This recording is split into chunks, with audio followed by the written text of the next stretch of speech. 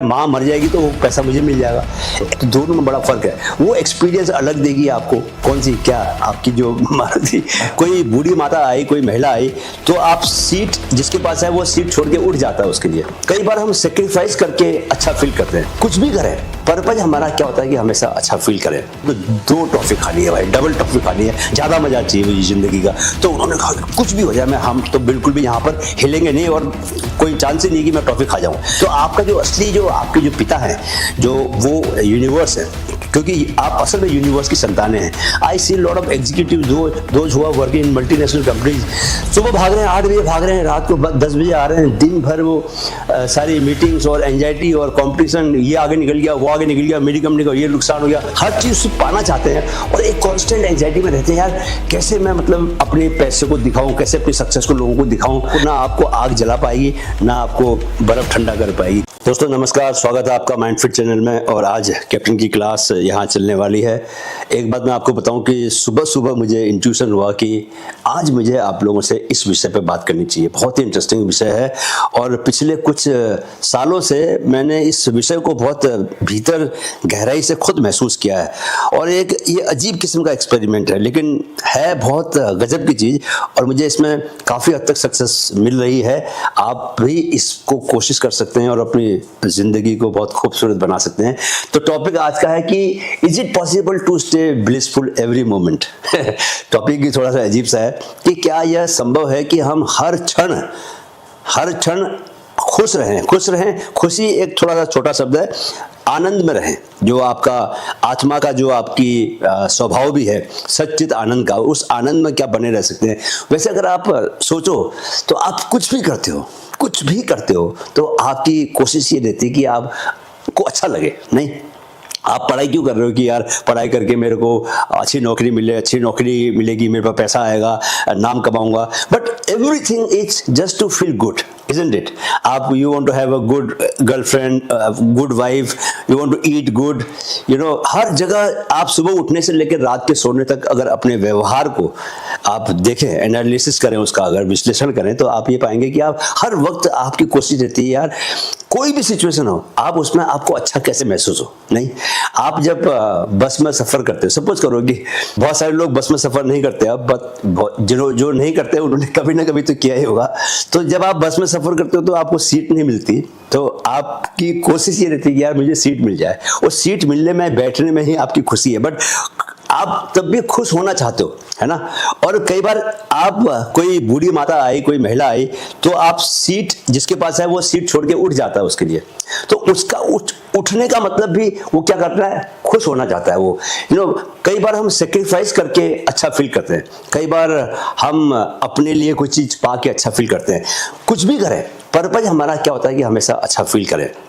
तो मैंने ऐसा नहीं कि 100% सक्सेस मिल गई हो, बहुत सारी अभी मुझे लगता है कि कमियां हैं मेरे भीतर, बहुत सारी स्ट्रगल्स हैं, बहुत सारी ऐसी चीज़ें जिन पर काम करना बाकी है, बट समझ में आ रही है कि यार ये काम करना बहुत ज़रूरी है। तो मैं आपको वो 6 बातें बताना चाहूँगा जिससे आपकी लाइफ हर पल एक सक्सेस की ओर जा सकती है। आप आनंद में बने रह सकते हो, आपकी हेल्थ बहुत अच्छी बनती रह सकती है। कुल मिला के ये कि ऐसी लाइफ जो कि 100% बैलेंस्ड लाइफ हो। तो पहला पॉइंट दोस्तों मेरा ये है कि आपको, अच्छा इसमें मैं आपको एक बात बताना चाहूँगा आगे बढ़ने से पहले, कि आप लोगों ने उस मार्शमेलो जो टॉफ़ी है उसका एक्सपेरिमेंट हुआ था बहुत साल पहले।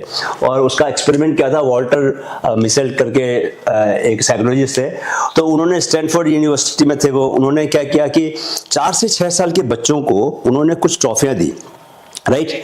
और उन बच्चों से ये कहा गया कि यार आपको ये टॉफियां भी खानी नहीं है, आपको ये खानी है कुछ समय के बाद। जो तुरंत खा लेगा तो उसको तो एक ही टॉफी मिलेगी, लेकिन जो अगर कुछ समय वेट 15 मिनट 20 मिनट के बाद खाएगा, तो जो टीचर थी वो बाहर चली गई, उसने बोला कि मैं 15 मिनट में आऊंगी, और तब तक अगर बच्चे जो है जो वेट करेगा तो उसको हम एक और टॉफी देंगे, है ना। तो डिलेड ग्रेटिफिकेशन क्या था कि टॉफी खाना is gratification, it was a practice of delayed gratification कि कोई चीज खुशी जो बाद में मिलने वाली है उसके लिए आप अभी कितना कष्ट सहने को तैयार हो।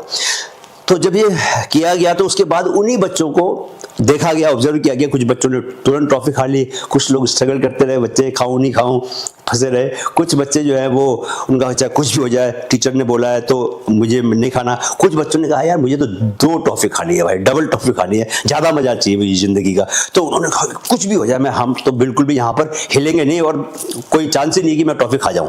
सो they kept waiting so they kept waiting determination के साथ, राइट।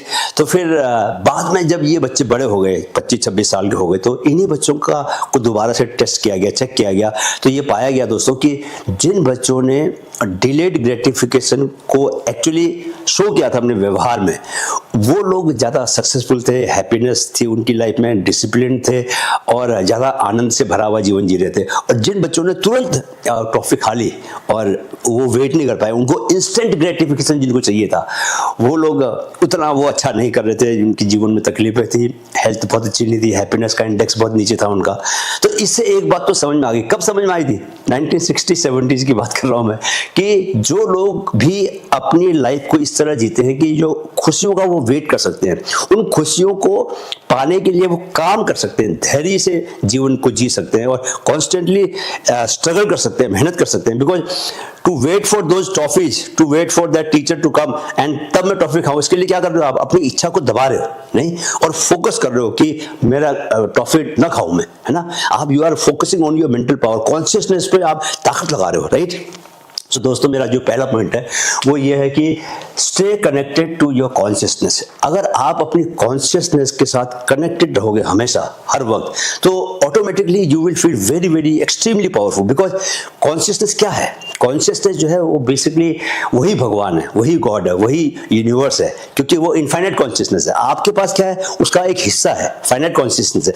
लेकिन आपकी कॉन्शियसनेस और इनफाइनाइट कॉन्शियसनेस में दोस्तों कोई फर्क नहीं है, कोई फर्क नहीं है। आपकी कॉन्शियसनेस भी उतनी ही पावरफुल है जितनी कि वो कॉन्शियसनेस है, वो उसी का हिस्सा है इनफैक्ट, ठीक है, वही आपको मिली हुई है। तो आपका जो असली जो आपके जो पिता है, जो वो यूनिवर्स है, क्योंकि आप असल में यूनिवर्स की संतानें हैं, तो आपको अगर उस कॉन्शियसनेस के साथ आप कनेक्टेड महसूस करें अगर आप, तो ऑब्वियसली वो सारी पावर आपको महसूस होगी। इसीलिए मैं बार बार वेदों में जो इस्तेमाल किया गया है कि अहम ब्रह्मास्मि, मैं ही ब्रह्म हूं, ये जो फीलिंग है, ये जो बात है, ये उसी को मन में आती है जिसको ये लगता है कि वो कनेक्टेड है, राइट। सो कनेक्शन में क्या है कि हम ये भी हमने सुना है कि यार भगवान हमारे भीतर ही है। बहुत सारे जो लोग जिन्होंने जीवन को समझ लिया, उन्होंने क्या कहा अल्टीमेटली? ये कहा कि भाई भगवान हमारे भीतर है, भगवान बाहर नहीं है। भगवान का मतलब वो कॉन्सेप्ट है कि भाई there is some power, supreme power, जो कि इतने बड़े जगत को चला रही है, क्योंकि इतनी सारी चीजें हैं, इतने पेड़ पौधे हैं, इतनी जीव जंतुओं की वैरायटी है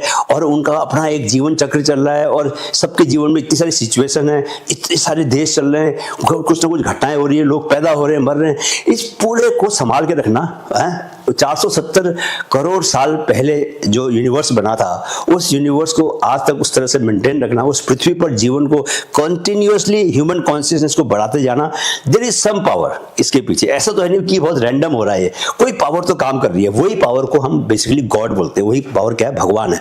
तो वही पावर से आप निकले हो, तो वही पावर आपके भीतर है। लेकिन क्या होता है कि आप लिमिटेड माइंड से जब सोचते हो, है ना, बहुत अपने स्वार्थ से सोचते हो, छोटी छोटी चीजों के बारे में सोचते हो, तो आप अपने माइंड पर आ जाते हो। तो माइंड जो है वो बहुत छोटी चीज है, राइट।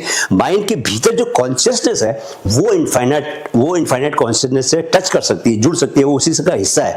लेकिन जब आप सिर्फ माइंड की लॉजिकल पावर पे आते हो तो गड़बड़ हो जाती है, तो आप फिर अपने को लिमिटेड कर देते हो, राइट।